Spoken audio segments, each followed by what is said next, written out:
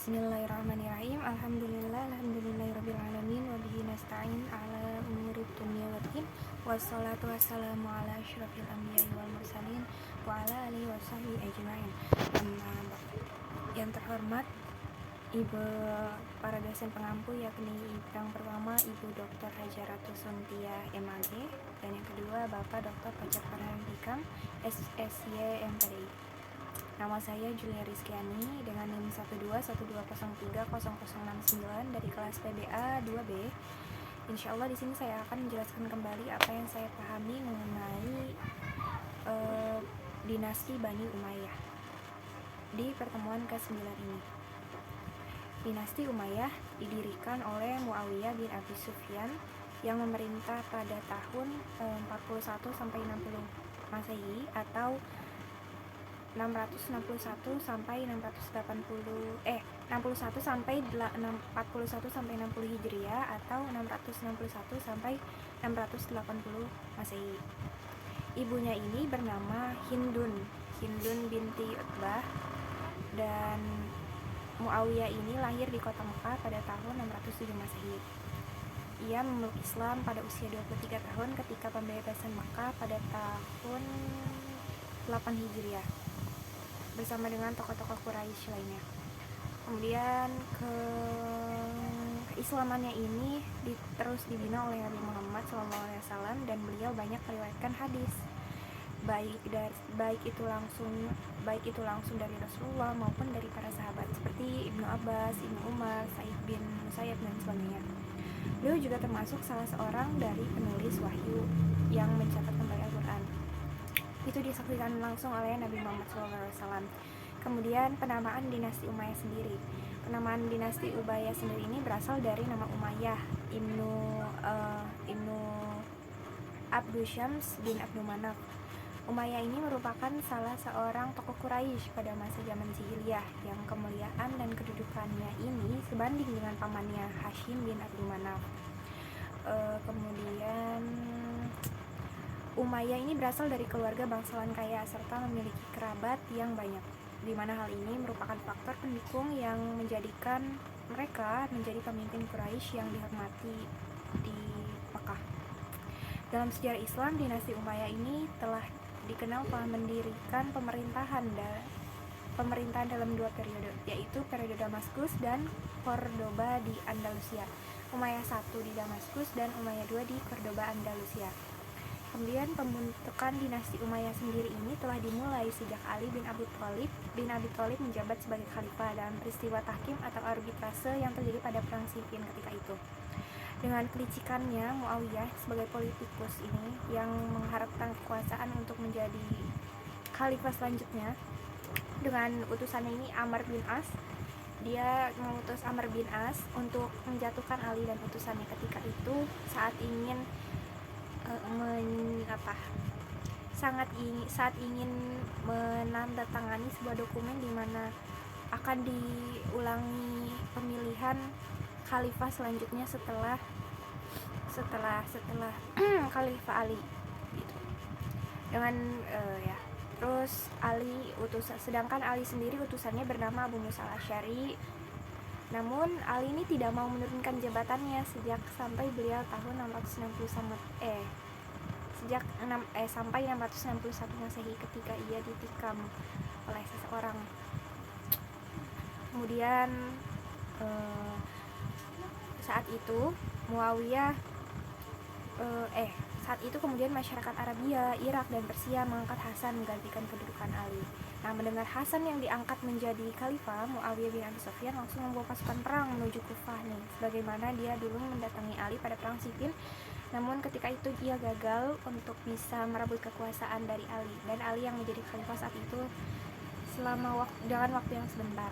Nah, pasukan Hasan ini tidak sekuat pasukan Ali karena ada beberapa kaum Khawarij yang keluar dari golongan Ali gitu, karena dia tidak setuju, yang menganggap bahwa Ali dan Muawiyah ini tidak sesuai dengan Al-Quran, sehingga menganggap mereka berdua ini halal untuk dibunuh, malah wajib untuk dibunuh gitu ya, karena menurut mereka Ali dan Muawiyah ini tidak sesuai, termasuk delegasinya Amr bin As dan Abu Musa al-Asy'ari.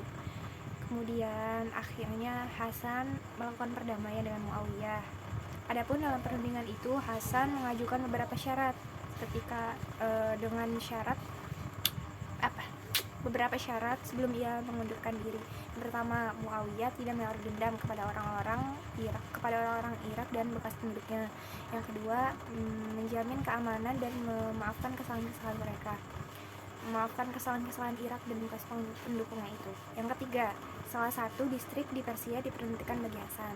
Kemudian yang keempat, Muawiyah membayar uang kompensasi senilai 5 juta dirham dari bendahara di Kufah, di samping 1 juta dirham setiap tahun. Dan yang kelima, pemberian untuk saudaranya Husain sebesar 2 juta dirham.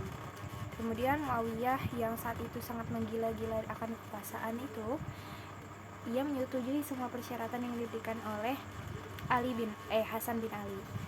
Kemudian akhirnya Hasan yang baru 3 tahun di baiat itu akhirnya menyerahkan kekuasaannya kepada Muawiyah di bulan Rabiul Awal tahun 41 Hijriah atau 661 Masehi. Sehingga tahun itu disebut sebagai tahun persatuan atau Amul Jamaah. Karena khalifah yang tadinya ada 2 ini, di mana Hasan bin Ali ini letak kekuasaannya di Kufah. Kan saat itu Ali bin Abi Thalib memindahkan kekuasaannya ke Kufah kan dari Madinah, dan Muawiyah bin Abi Sufyan di Damaskus, dia mengaku-ngaku menjadi khalifah berikutnya gitu. Jadi ada dualisme kepemimpinan. Namun berkat peristiwa itu di mana Ali mendatangi Hasan kemudian berdamai, maka tahun itu disebut Amul Jamaah atau tahun perdamaian, di mana tidak ada lagi kedua dualisme pemerintahan, yang ada hanya satu khalifah di situ, yakni Muawiyah. Bukan khalifah, memimpin pada saat itu Muawiyah bin Abi Sufyan. Mungkin meski dia memimpin dengan cara kekerasan, dimana dia banyak mengancam para penduduknya, misal dipenggal jika tidak memilih dia, atau dipenggal jika ada yang memberontak seperti itu. Kemudian maka mulai saat itu resmilah Muawiyah bin Abi Sufyan memangku jabatan sebagai khalifah dan mulai dinasti Umayyah. Kemudian perkembangan politik. Dinasti Umayyah yang beribu kota di Damaskus, tempat asal dari Muawiyah itu sendiri, merupakan awal mula munculnya negara Islam yang berbentuk monarki atau kerajaan turun-menurun, di mana kekuasaannya ini turun-menurun gitu, dari dia misalkan dari bapak ke anaknya atau dari bapak ke saudaranya gitu, dan itu berlaku seterusnya seperti kerajaan gitu, dengan pemerintahannya yang bersifat otokratis atau kekuasaan yang tidak terbatas. Jadi dia bebas melakukan apapun kepada rakyatnya, termasuk dia ingin kalau misalkan menyuruh perang, setiap katanya itu bisa menjadi perintah atau bisa menjadi hukuman seperti itu. Kemudian kecuali pada masa khalifah enggak. Hal ini menandai berakhirnya negara Islam di Madinah Kufah yang berbentuk khilafah dari zaman Rasulullah sampai zaman Hasan bin Ali ini. Oh iya, Hasan bin Ali itu anaknya Ali bin Abi Thalib. Okay. Kemudian kan pemerintahan ini mengambil bentuk, di mana dinasti Umayyah ini mengambil bentuk di mana zaman dahulu itu yang di Mekah, di Madinah Kufah itu berbentuk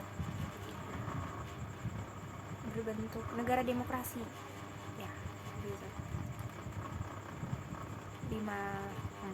yang dilakukan oleh khalifah-khalifah sebelumnya, Umar bin Khattab, Utsman bin Affan, Ali. Kemudian bentuk negara yang berubah ini, yang tadinya demokrasi menjadi daulat, yang tadinya demokrat menjadi monarki ya. Ini bermula dari pengangkatan Yazid bin Muawiyah menjadi putra mahkota tatkala Muawiyah masih hidup. Kemudian sebenarnya ide penolakan Yazid tersebut bukanlah berasal dari diri Muawiyah, namun berasal dari Mughirah ibn Syu'bah, gubernur Kufah yang hendak dipecat karena mempunyai kesalahan. Atas idenya itu, Mughirah bin Syufyan tidak jadi dipecat oleh Muawiyah dari jabatannya. Sejak saat itu penduduk Syam dan Irak membayat Yazid, tapi di Madinah mendapat rintangan dari Husain bin Ali, kemudian dan sahabat-sahabatnya. Namun pada akhirnya penduduk Madinah membayat Yazid setelah diancam oleh Muawiyah yang akan menggal leher bagi orang-orang yang berdiri yang orang-orang yang berdiri. Kemudian termasuk kebijakan darinya adalah tentara pada saat itu yang ingin menjadi tentara haruslah dari bangsa Arab, sedangkan yang Mawali atau bukan non Arab itu tidak bisa menjadi tentara Arab pada saat itu. Dan kekuasaan Muawiyah bin Abi Sufyan saat itu sudah mencapai Andalusia atau Turki kalau sekarang. Kemudian ekspansi wilayah atau perluasan daerah di dinasti Bani Umayyah ini sangat besar ya, meliputi front barat dan front timur sebagai kelanjutan gerakan perluasan Islam yang sempat terhenti oleh Khalifah Utsman bin Affan. Kan dulu Utsman bin Affan sampai bisa ke jalur laut kan, sampai beberapa pulau itu bisa ia kuasai. Nah, di front barat yang Muawiyah ini, pasukan Islam melakukan pengapungan kota Konstantinopel, kemudian penyerangan terhadap beberapa pulau di Laut Tengah dan perluasan ke Afrika Utara. Kemudian Muawiyah bin Abi Sufyan ini merupakan perintis menaklukkan Konstantinopel ketika menjabat menjadi gubernur Syria pada masa Khalifah Utsman saat itu. Nah, setelah beliau menjadi khalifah, armada Islam dipimpin oleh Janadah bin Abi Umayyah dan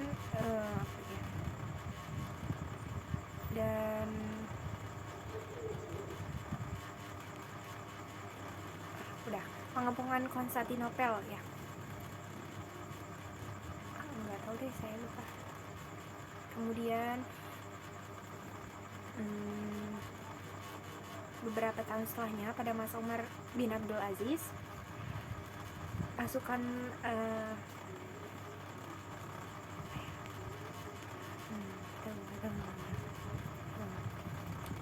nah, habis itu kita lanjut ke perkembangan administrasi pemerintahan Islam di masa Bani Umayyah.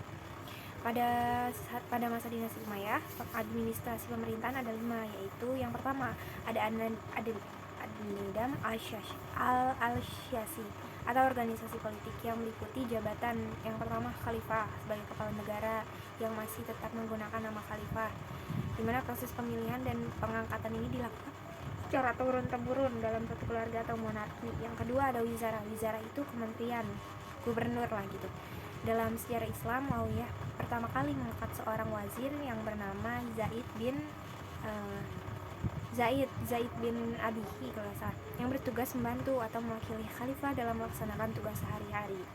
Kemudian yang ketiga ada khitobah, kemudian yang keempat ada hijabah atau pengawalan pribadi, dan yang terakhir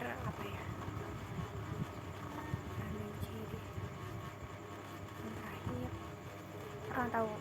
Kemudian ada pun ini lagi ya, administrasi politik administrasi negara yang lain. Yang kedua adalah An-Nidam al-Idari atau organisasi tata usaha negara yang terdiri dari organisasi dewan-dewan departemen, meliputi Dewan Al-Kharaj, departemen pajak yang sama dengan masa Khulafaur Rasyidin ini, yang mengelola administrasi pajak tanah di daerah-daerah taklukan. Kemudian ada Dewan Ar-Rasail, departemen pos yang menyampaikan surat-surat ke daerah-daerah kekuasaan Islam. Kemudian Dewan Al-Mustawilat atau Al-Iradat di mana bertugas menangani berbagai macam kepentingan, dan Dewan Al-Khatim atau departemen kearsipan. Kemudian perkembangan administrasi pemerintahan yang lain adalah pembagian wilayah atau Al-Imara Al-Budan yang meliputi yang menjadikan 5 wilayah provinsi besar dalam Bani Umayyah.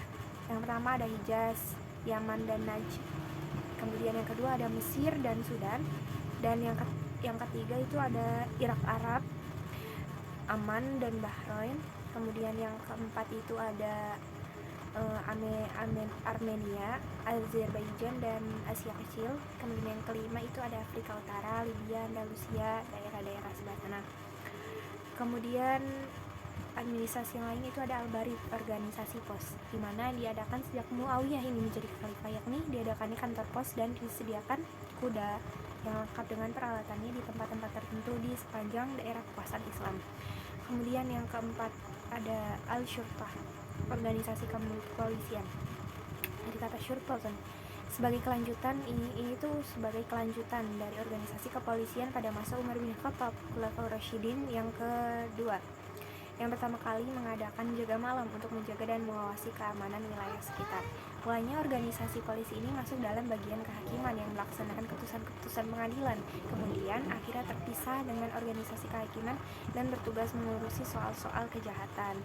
Kemudian adapun administrasi pemerintahan yang maju lainnya adalah ada An-Nidam Al-Mali, organisasi keuangan atau ekonomi. Nah, ini tuh tetap mempertahankan dan memakai organisasi keuangan sebagaimana pada masa Khulafaur Rasyidin, jadi masih tetap dipertahankan. Namun dengan luasnya daerah kekuasaan Islam yang semakin besar pada masa Bani Umayyah, maka menyebabkan perbedaan kuantitas pendapatan dinasti Umayyah dari segi kualitas khalifah-khalifah yang berkuasa. Sumber pendapatan ini dari Baitul Mal yang berasal dari kharaj pajak tanah, jizyah, pajak kepala, kemudian kotoi dan sebagainya. Kemudian yang keempat ada An-Nidam Al-Harbi atau organisasi ketentaraan, yakni sebagai kelanjutan dari masa Umar bin Khattab yang merekrut anggota tentara dari berbagai etnis, bahkan dari non-muslim. Namun pada masa dinasti Umayyah ini hanya merekrut tentara dari orang-orang Arab saja, sedangkan yang non-Arab atau mawali ini tidak bisa ikut menjadi tentara.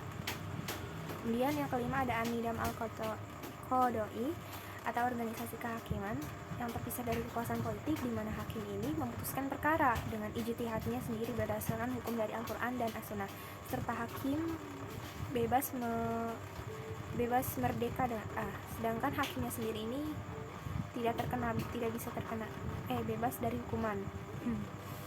Kemudian kita lanjut ke perkembangan kebudayaan Islam pada masa Bani Umayyah. Nah, dinasti Umayyah ini merupakan negara adikuasa yang sangat luas gitu pemerintahannya, mulai menimbulkan berbagai kebudayaan yang baru dari peradaban Islam, walaupun lebih banyak memusatkan perhatian kepada kebudayaan Arab.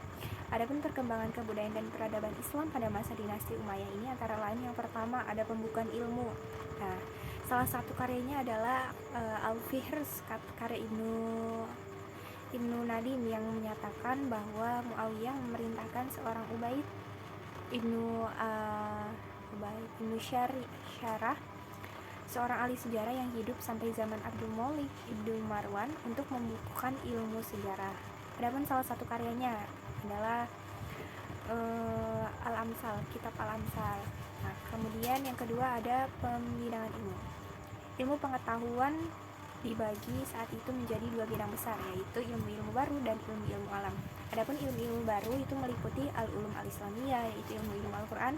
Kemudian ada al-ulum ad-dakhiliyah, yaitu ilmu-ilmu yang diperlukan oleh kemajuan Islam, seperti ilmu-ilmu ilmu filsafat begitu. Sedangkan ilmu-ilmu alam adalah ilmu-ilmu yang telah ada di zaman jahiliyah dan Khulafaur Rasyidin, misalnya ilmu-ilmu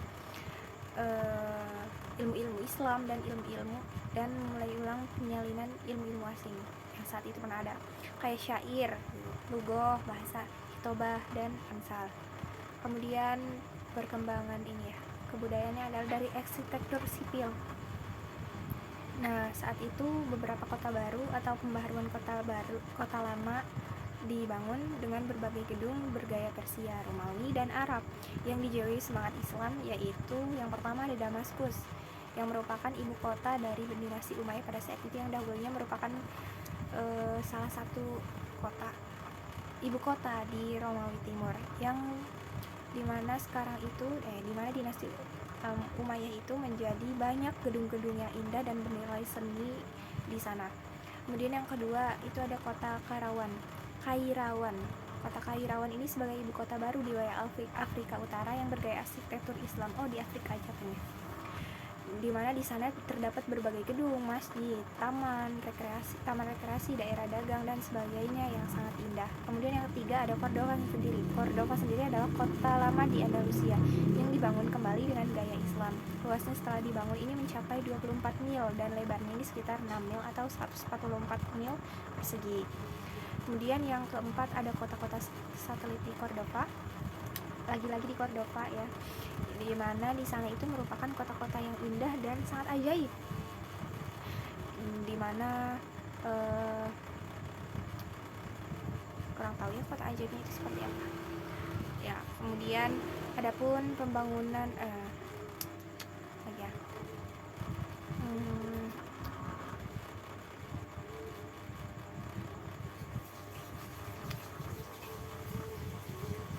apa lagi ya, ya udahlah, kemunduran dan kehancuran dari dinasti Umayyah. Kemunduran serta dinasti merupakan kemunduran dari dinasti Umayyah ini merupakan suatu proses panjang dari perjalanan sejarahnya, di mana ada 14 khalifah yang dulu pernah memimpin dari dinasti Umayyah, yang memimpin selama sekitar 90 tahun lamanya gini ya.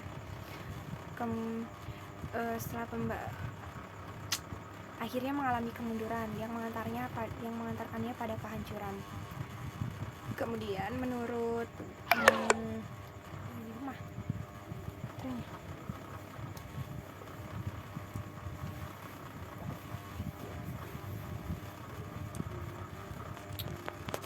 dulu. Kemudian menurut Hasan Nasution, di antara sebab-sebab dari mundurnya dinasti Umayyah ini, yang pertama, sejak berdiri hingga masa-masa terakhirnya dinasti Umayyah selalu mendapatkan perlawanan dari kaum-kaum Khawarij, kaum-kaum yang keluar dari pendukung Ali, dan juga kaum-kaum yang tidak bersama dengan Muawiyah bin Abi Sufyan karena meranggap mereka itu kafir. Nah, mereka yang tadinya pengikut Ali ini keluar dari barisan Ali karena mereka tidak setuju dengan tahkim atau arbitrase yang ada pada peristiwa Siffin Pass itu. Mereka beranggapan bahwasanya kedua pemuka yang menyelesaikan sengketa dengan jalan damai itu tidak berdasarkan Al-Quran dan berdosa besar sehingga kafir atau murtad dan harus diperangi. Kemudian yang kedua, Abdullah bin Zubair meneruskan usaha orang tuanya untuk merebut kekhalifahan, terutama sesudah Muawiyah meninggal. Nah, Hijaz yang berada di belakang Abdullah bin Zubair, sehingga Yazid bin Muawiyah mengirim tentara ke Madinah dan Mekah, hingga Yazid meninggal dalam ekspedisi itu pada tahun 683 Masehi. Kemudian yang ketiga adalah sebabnya golongan Syiah sebagai pengikut setia Ali bin Abi Thalib selalu mengadakan perlawanan. Mereka berkeyakinan bahwa sebenarnya Ali dan keturunannya yang harus menggantikan